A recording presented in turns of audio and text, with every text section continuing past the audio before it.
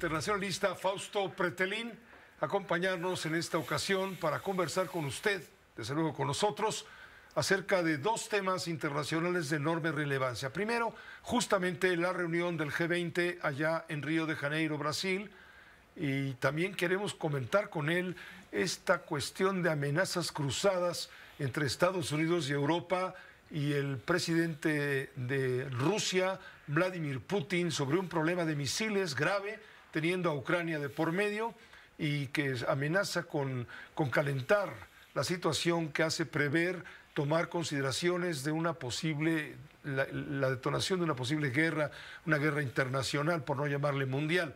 Ojalá me esté equivocando, pero primero le damos la bienvenida a Fausto con mucho gusto, como siempre. Fausto, bienvenido. Pepe, un gusto saludarte como siempre. ¿Cómo estás? Le entramos a los dos temas, pero primero quisiéramos que nos explicaras a todos los que estamos por acá, ¿cuál es la importancia que tiene en este momento esta reunión del grupo de los 20? Me llama la atención. México no estaba en los foros internacionales de relevancia, como es el caso, en todo el sexenio del expresidente Andrés Manuel López Obrador. Ahora sí acude la presidenta de México, lleva mes y medio en el poder y ya está codeándose con los líderes de las 20 economías más poderosas del planeta. Ya hablábamos del Producto Interno Bruto, etcétera, etcétera, lo que significa. Está debutando en la sociedad internacional Claudia Sheinbaum. Así es, Pepe, es una buena noticia. Yo creo que es una buena noticia. López Obrador nos mantuvo en segunda división. Creo que... ¿En el torneo de expansión? En el torneo de expansión. Mira, es como el Barcelona y el Madrid. Como si nos dijeran en la Champions, no vamos a salir de visita a jugar, solamente vamos a jugar de local. Entonces está regalando el 50% de los puntos, lo cual, bueno, pues no te hace acreedor de pasar a una segunda fase y sobre todo de aspirar a la final. Creo que México perdió 6 años bajo una retórica muy engañosa de decir que la mejor política exterior es la local. No, es urgente y no es opcional que México esté en segunda división. Es importante que haya ido a la presidenta Sheinbaum a Brasil, al G20, en un momento muy difícil, en donde faltan menos de 2 meses para que Donald Trump llegue a la presidencia. Donald Trump es 2.0, no se va a parecer en nada al primero. Llegamos con un gabinete de guerra de Donald Trump, una guerra a la Administración Pública Federal de Washington. Vimos que hay 4 áreas que de alguna manera prácticamente está eligiendo como, yo le diría como el efecto Rosario Piedra, es decir, poner a condicionales al frente del ejército, de las áreas de inteligencia, de salud, para que de alguna manera obedezcan a él. Entonces yo creo que, regresando al G20, es un momento difícil para el mundo, es un momento clave. Lula escogió el tema del hambre, ¿no?, como prioritario. Ningún país podría estar en desacuerdo en acabar con el hambre. Más de 80 países firmaron. Llamó la atención que Argentina en último momento firmó el acta de que sí está de acuerdo con esta postura de Brasil. Y creo que México, Pepe, a lo largo de los últimos 40 años ha sido especialista en temas multilaterales.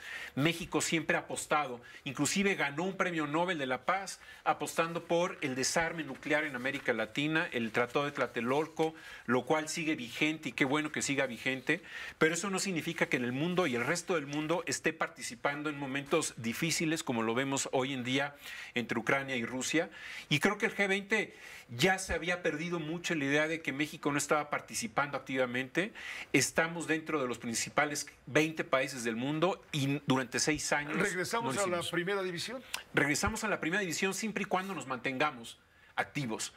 Me hubiera gustado que la presidenta de México se hubiera regresado hasta pasado mañana y no mañana, es decir, que estuviera los 2 días, pero sorprendió, por ejemplo, hoy en la mañana que se haya reunido con el presidente Biden, que por cierto, el presidente Biden ya no debería estar tomando decisiones de gran envergadura como la que tomó hace algunos días con respecto a los misiles de largo alcance. Ahorita le entramos a ese tema. Pero sí es bueno que México esté participando, ojalá que no se dé vuelta en U, que México siga participando en los eventos multilaterales. Y vean las fotografías, nos llama la atención como si fuera algo sorpresivo.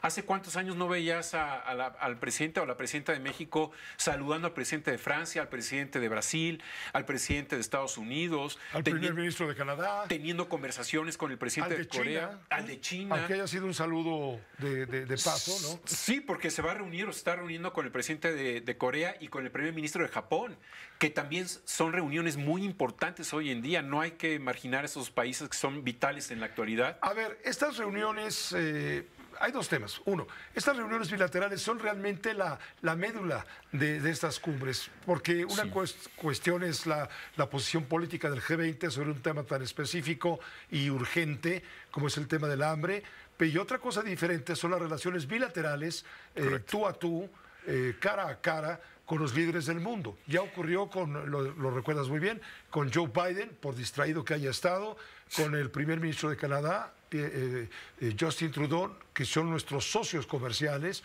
ahora que se va a revisar el tratado comercial con Donald Trump.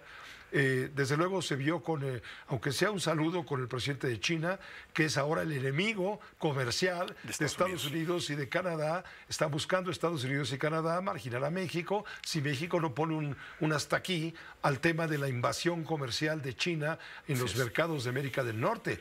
Ya digamos, el primer ministro, no sé cuál sea el cargo, el gobernador de Ontario, Doug Ford, que es un hombre muy poderoso porque tiene una extensión de terreno muy importante. El territorio de Ontario es enorme, creo que es el principal condado de Canadá, pero también salió otra de las importantes gobernantes de las provincias canadienses a decir que estaba de acuerdo con Doug Ford de que a México lo saquen del tratado comercial, porque México se está convirtiendo en el patio trasero para darle la entrada a China, que amenaza los mercados. Es complicadísimo. Entonces, los temas bilaterales, el cara a cara, los saludos y demás, creo que abren una buena ruta, salvo tu mejor opinión. No, sí, las emociones son la correcta transmisión de la realidad, ¿no? Yo creo que la reunión cara a cara, a puerta cerrada, ahí se pueden decir de todo, y creo que ese es algo muy positivo que no aprovechó el anterior presidente, pero bueno, ya es historia.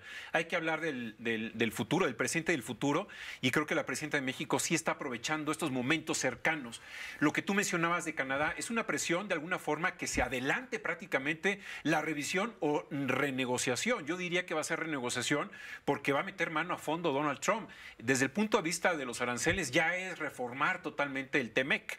Es de alguna forma minarlo, ponerle bombas en el sentido de que ya quisiera que no existiera ese acuerdo, lo cual para México sería una desgracia. Yo creo que México debe apostar precisamente a ese acuerdo y es nuestro seguro de vida, Pepe. Ahora bien, la presidenta de México propuso destinar el 1% del gasto militar global a la reforestación.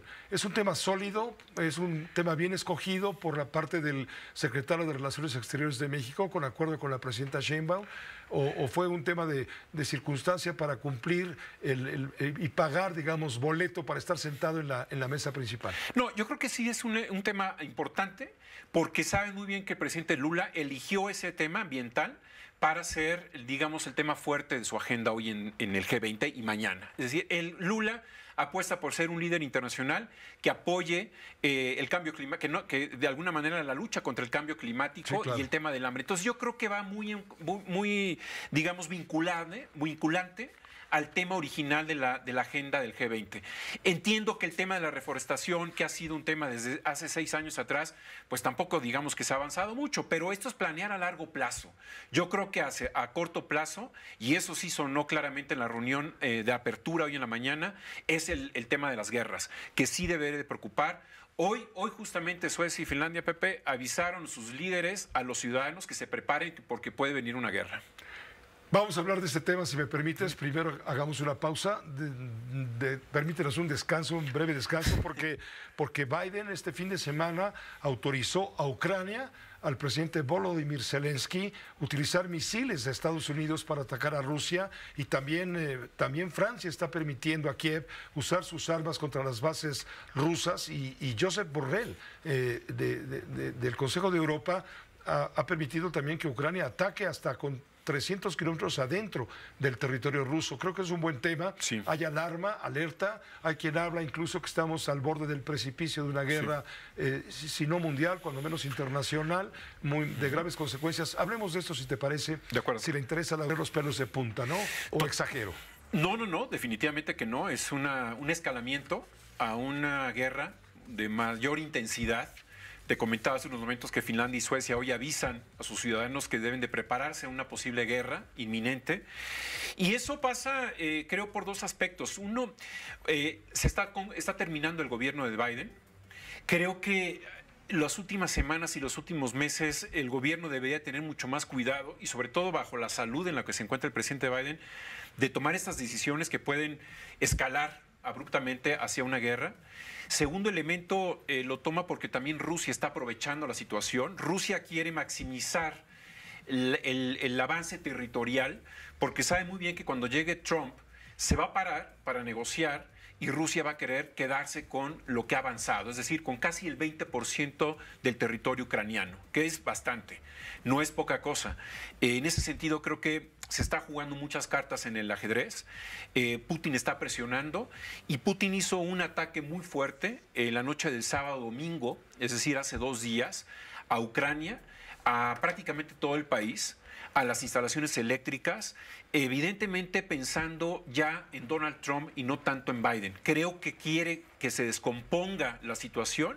El presidente Putin quiere que se descomponga la situación en este momento para que Biden pueda tomar decisiones no tan meditadas y dejarle al presidente Trump una situación muy compleja, en donde Trump, con su pragmatismo y cercanía con el presidente Putin, pueda llegar a una negociación con Zelensky. Es decir, es mucho polvo alrededor de esta situación, muchos muertos, mucha guerra, un escalamiento hacia la guerra profunda, en donde ya está involucrado Corea del Norte. Eso también creo que llama mucho la atención a Estados Unidos, a Reino Unido y a Francia y a Alemania. Es decir, los norcoreanos ya dejan la retórica para estar en el campo de batalla, ya están los batallones ahí presentes, y eso es una amenaza que inclusive Estados Unidos dijo que no iba a tolerar. Entonces, se están acumulando muchos elementos para formar pues una guerra mucho más grande, ¿no? Tú acabas de regresar, Fausto Pretelín, justamente de aquella zona en Oriente, en Asia, acabas de regresar de Corea del Sur. ¿Hay preocupación por todo esto, supongo? Sí, están muy preocupados. Corea, Japón, están aislados, están muy lejos de Occidente, y creo que el presidente Biden desde hace un año y medio ha querido unir a Japón y a Corea del Sur para de alguna manera formar un frente. Corea del Sur fue quien identificó sus agencias de inteligencia que Norcorea estaba enviando a tropas a Ucrania. Corea del Sur... Tropas para apoyar a Rusia. Para apoyar a Rusia y luchar contra Ucrania. Claro. Es una conformación de un grupo, ¿no?, de países que está Bielorrusia, está Irak, está Irán, está Rusia, por supuesto, medianamente China y ahora Norcorea.